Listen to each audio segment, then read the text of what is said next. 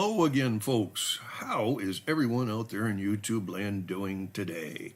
I hope you all are well and prosperous and that you haven't run into or had to experience a frauditard. I'm looking out the window and it is nice and sunny out today for the first time in a few days.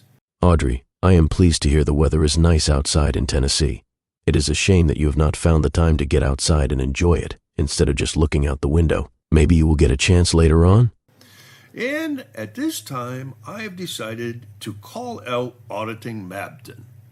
It seems there's a video of Auditing Mabton while in court for a protection order hearing for a deputy. That has popped up, and it's courtesy of Frauditor Troll. This is refreshing to hear, Audrey. By using research done by a more competent YouTube creator, you have at least a high probability of having accurate information. However, I doubt your analysis will be anything close to correct. So let's move on. Now, I find a lot of Auditing Mabton, who's Chrissy Boy. He's our new Chrissy Boy. His statements and testimony from the video are very interesting. So the story goes, back in September of 2024, Auditing Mabton made a video, and in this video, Chrissy Boy doxes a deputy sheriff that had arrested him. Chrissy published the deputy's address, a photo of his house, photos of the deputy, photos of the deputy's children, and of the deputy's wife. This piece of shit even posted a photo of phone numbers, all as revenge because he had been arrested by this deputy. Okay, I agree with you here, Audrey. Posting the deputy's information was a very bad move for Auditing Mabton. Just to refresh our memories here, let us revisit your remarks from the conclusion of you have to check out the criminal history of NC Audit's Frauditor Extraordinaire. If you hate seeing edited or redacted information on here, please head on over to our Patreon page, where for just $1 a month, you can have access to all of the unedited and unredacted information. You'll be able to call, write, or email your favorite frauditard out there. Audrey, didn't you just call Auditing Mabton a piece of shit for doing this exact same thing? Something is most certainly wrong with you, Audrey. You are very quick to label and shame people for what are actions remarkably similar to your own. So much to work with here, but we should move ahead here.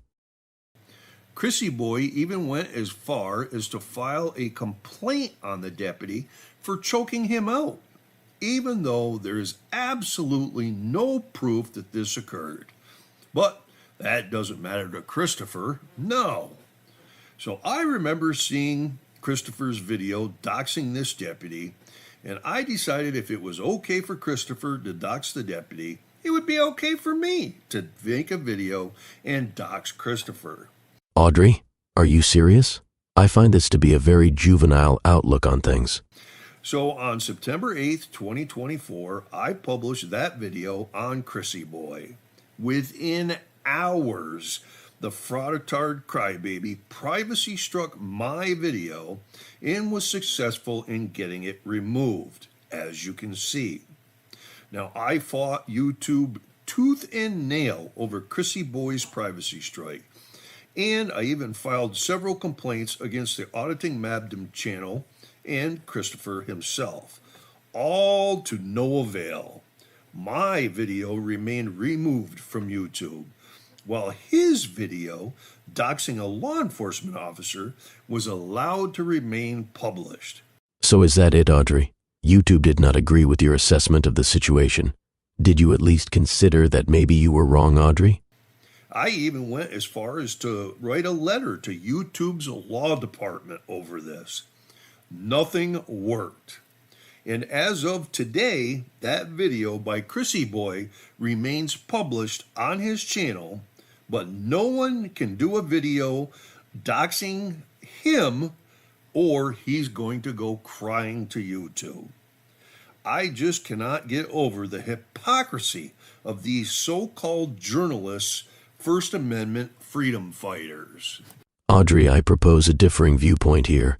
Your outlook on these experiences is shaped by emotion and not factual information. Somehow, I don't believe that you are capable of addressing any type of adverse situation with any level of maturity. In conclusion, let's review what Patreon shut down your account for. Patreon took a very strong stance against you, Audrey, by stating, and I quote, doxing or sharing an individual's personally identifiable information including, but not limited to home address, phone number, bank account information, medical information online without consent is prohibited on Patreon. Audrey, I find your actions to be just as hypocritical and fraudulent as auditing Mabton's. Audrey, I suggest you take one step back and look critically at what you are doing, devoid of emotion if possible, and you should see you are acting the same as any frauditor out there. Think about it.